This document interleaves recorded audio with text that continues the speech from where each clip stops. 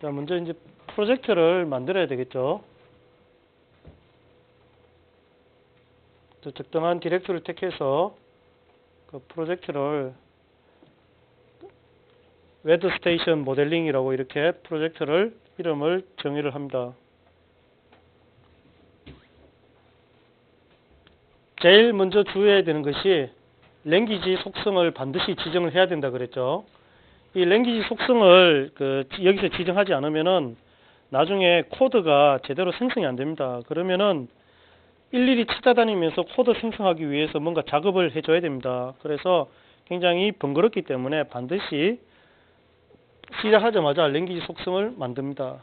자, 그런 다음 이제 클래스 뷰와 디플로이먼트 뷰를 만들어 줍니다.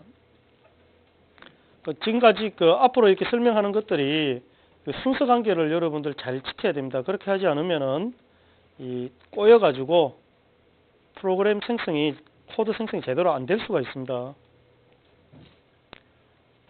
자, 이제 클래스 뷰에서 클래스 다이어그램을 만들도록 합니다.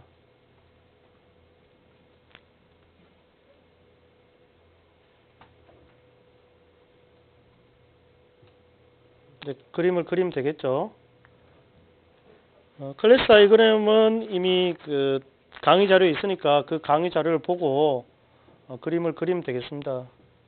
여기서는 그림 그리는 순서를 잘 보고 어떻게 그리는 게 그림을 편하게 빨리 그릴 수 있겠다. 그런 관점에서 한번 보기 바랍니다.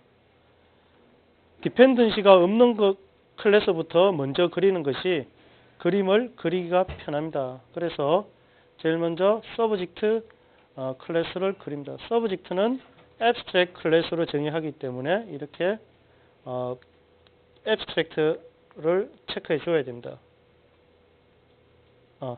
그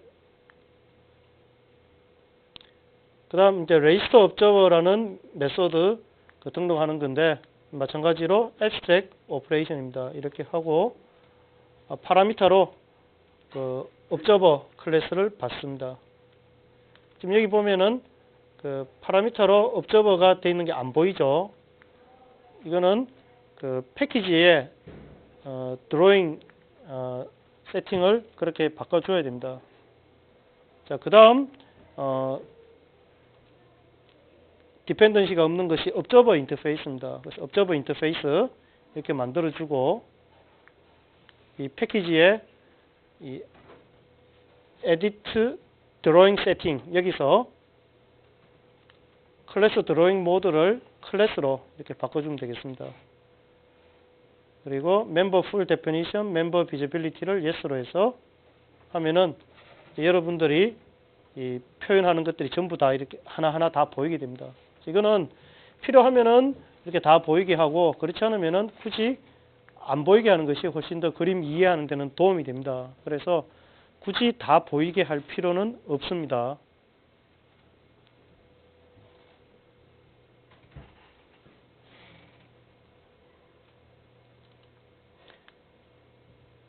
observer 인터페이스의 업데이트 메소드에서는 temperature와 humidity 그리고 pressure 이 세 가지를 파라미터로 받아서 필요한 일을 이제 할 겁니다.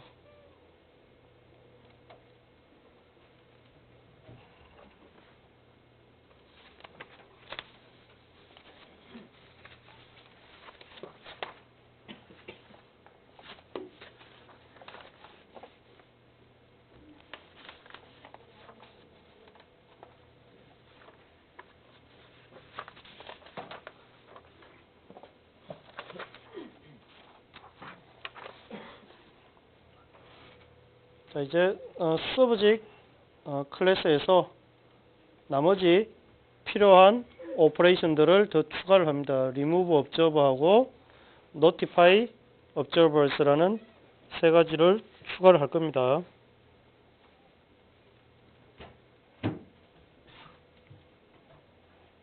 가끔 빼먹기 쉬운 것이 이 value type, 즉 return type 지정하는 거 이런 것들 한 번씩만 빼먹어도 나중에 코드가 보면은 생성될 때 빠져 있으니까 다시 또 돌아와서 그리거나 코드를 여러분들이 손으로 수정을 해줘야 됩니다. 그래서 그림 그릴 때 항상 리턴 타입 지정하는 거 잊지 말고 파라미터 지정하는 거 잊지 말고 반드시 하기 바랍니다.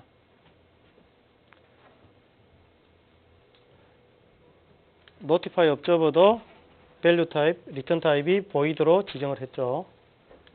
이제 그 subject 클래스 지정 설정은 다 끝났습니다. 이제 subject 클래스를 상속받아서 실제 정보를 주는 기상 정보를 주는 weather 데이터를 그려보도록 하겠습니다. 일반화 관계에 의해서 subject를 상속받아서 내용들을 확장을 하죠.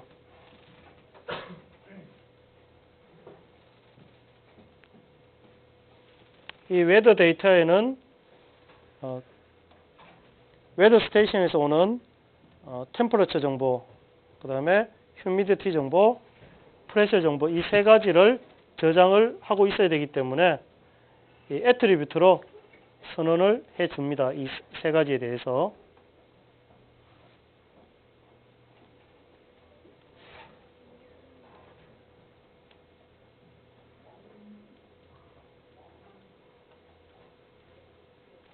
이렇게 타이핑해도 되고 이 목록에서 나타나는 걸 선택해야 되는데 타이핑할 때는 조심해서 하기 바랍니다.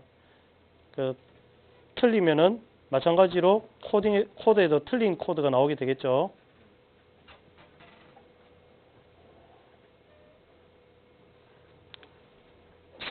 애트리뷰트는 전부 private 타입으로 다 지정이 되어 있습니다.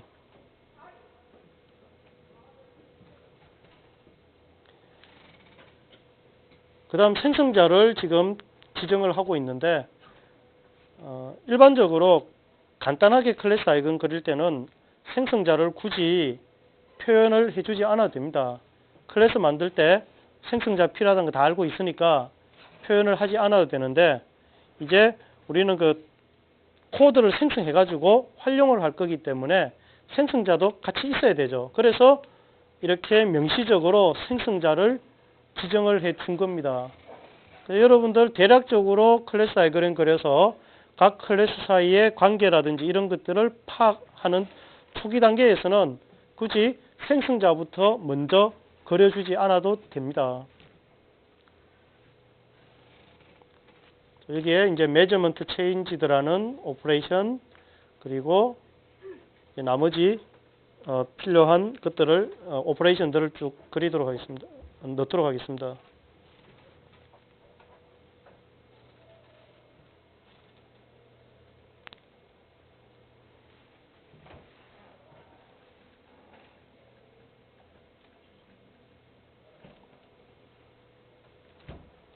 이 set measurement 같은 경우에는 temperature와 humidity, pressure가 바뀔 때마다 그 값을 갖다 저장하기 위한 거니까 그 세 개를 파라미터로 받아서 값을 저장하는 그런 부분이 되겠습니다. 따로따로 해줘도 되겠지만은 여기서는 이 세 개의 값을 한꺼번에 읽어서 처리를 할 거기 때문에 set measurement의 파라미터로 이 세 가지를 받아들이도록 그렇게 했습니다.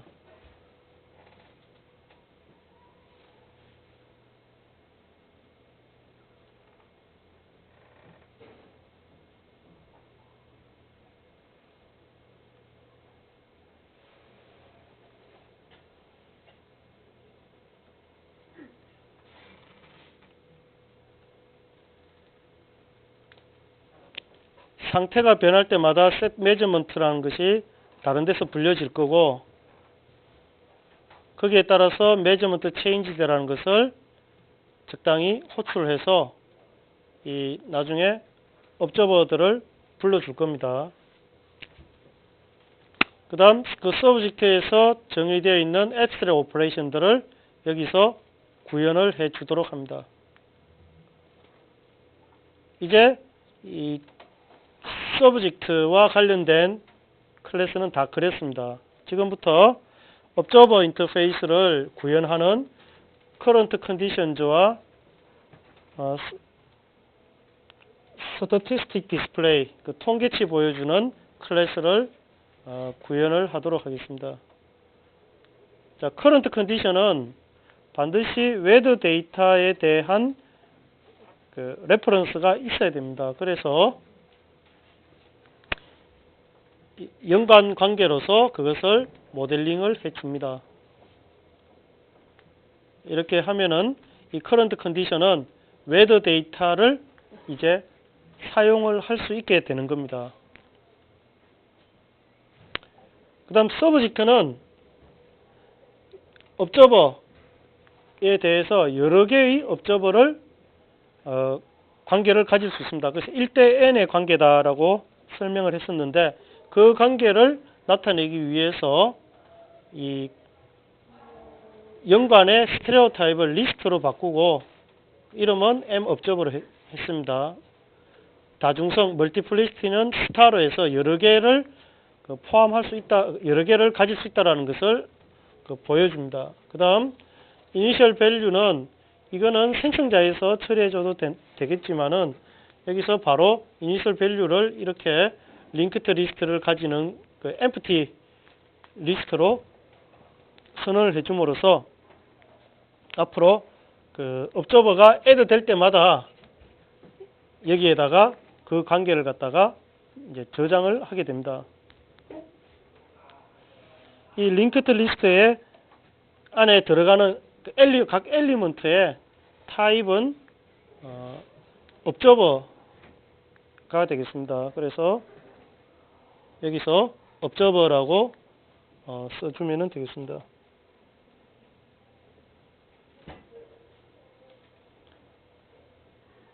이와 같은 식으로 표현하는 것을 자바에서 지네릭이라고 합니다. 자바 지네릭. 또 나중에 또 따로 설명을 하도록 하겠습니다. 그 다음에 이거 반드시 프로텍티드로 바꿔줍니다. 이 그림상에서는 실은 이게 프로텍티드인지 아닌지 알 수가 없죠. 그래서 이제 그런 가시성도 실은 보여주게 하려면은 여기 그 속성을 좀 바꿔줘야 됩니다. 그것도 가능하게 할 수가 있고요.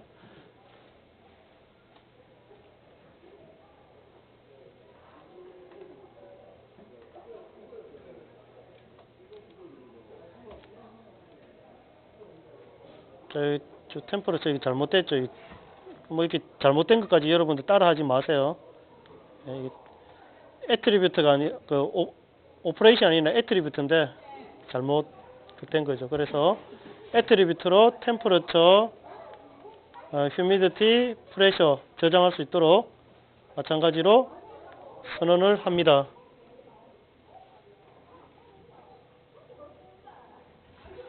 보여지죠? 똑같이 휴미디티, 프레셔까지 하면 되겠습니다.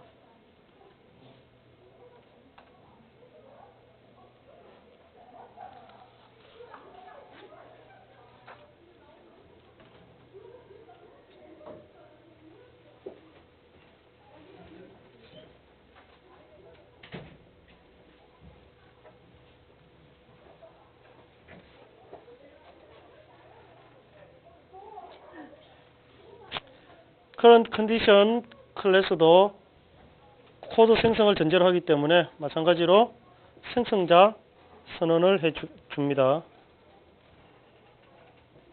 생성자는 return 타입이 없죠. 그래서 여기 지정을 안 해주면 됩니다.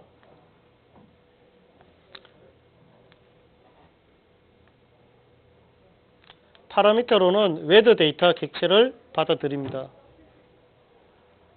이 current condition에서 웨더 데이터 객체를 사용할 수 있다라고 했는데 이렇게 연관을 표시함으로써 그 어떤 웨더 데이터 객체인지를 나타내는 것이 이 받아서 이 내부적으로 관리를 하려고 하는 겁니다.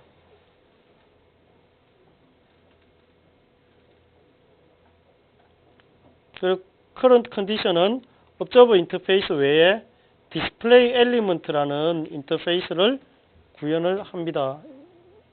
어떤 내용이 보여질지를 나타내는 인터페이스가 되겠습니다.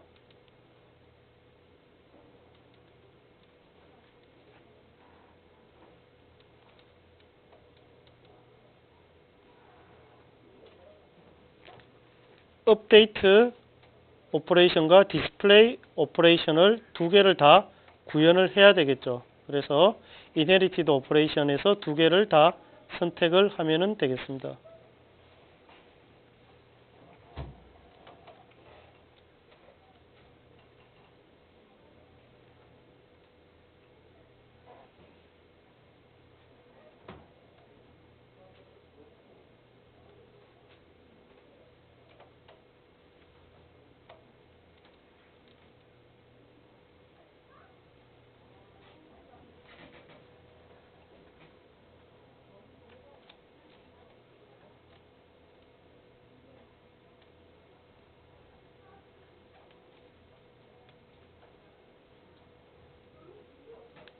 연관관계 이런 것들 그림을 적절히 보기 좋게 이렇게 배치를 하면 되겠습니다.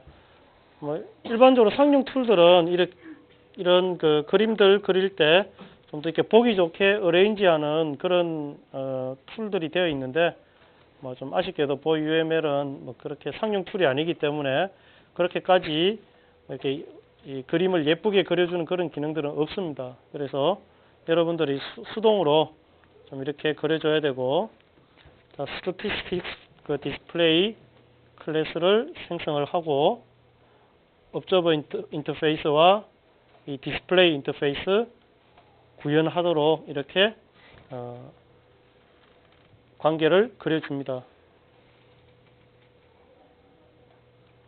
마찬가지로 웨더 데이터에 대한 정보 알아야 되기 때문에 연관관계로서 그 필요한 정보를 나타내 줍니다.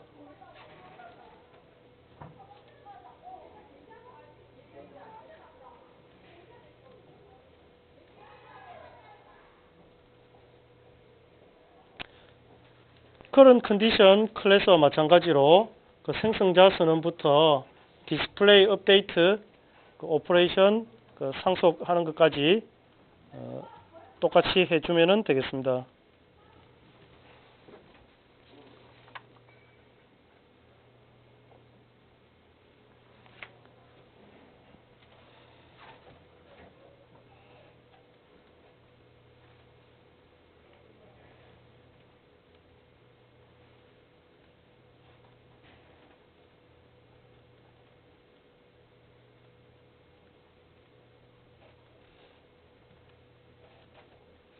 자, 이제 실습에 필요한 클래스 다이어그램은 이제 그려졌습니다.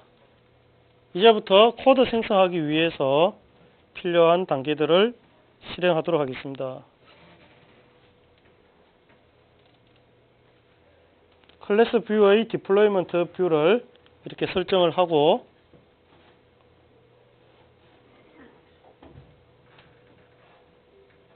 각각 클래스에 대해서 소스 아티팩트를 생성하도록 create source artifact 실행을 시켜줍니다. 그러면은 디플로이먼트 뷰에 생성될 소스에 대한 정보가 이렇게 나타납니다.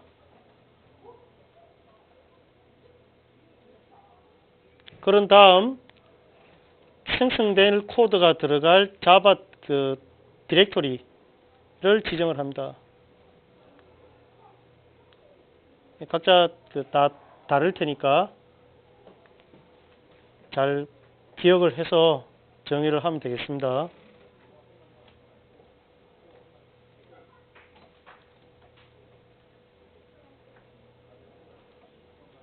패키지를 지정하면은 그 위에 임포트 패키지 이름으로 이렇게 나타나게 될 겁니다. 임포트 문이 더 들어가게 됩니다. 여기서는 웨더 스테이션이라고 패키지 임포트할 패키지 이름을 그렇게 하겠습니다. 그러면 코드를 생성된 코드를 전부 웨더 스테이션이라는 디렉토리 아래에다가 넣어줘야 됩니다. 그렇게 한 다음 자바 코드를 생성시키면은 보는 것처럼 코드가 생성이 되게 됩니다.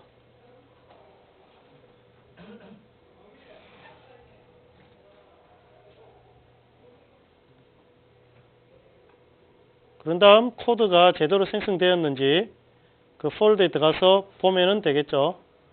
총 6개의 자바 파일이 생성이 되었습니다. 이렇게 기본적으로 생성이 된 것을 알 수가 있습니다. 이와 같이 만들어진 코드는 이제 넷빈즈로 가져가서 실제 프로그램을 실행시키는데 나머지 오퍼레이션들을 구현을 해서 실행시키는 목적으로 사용을 하면 되겠습니다.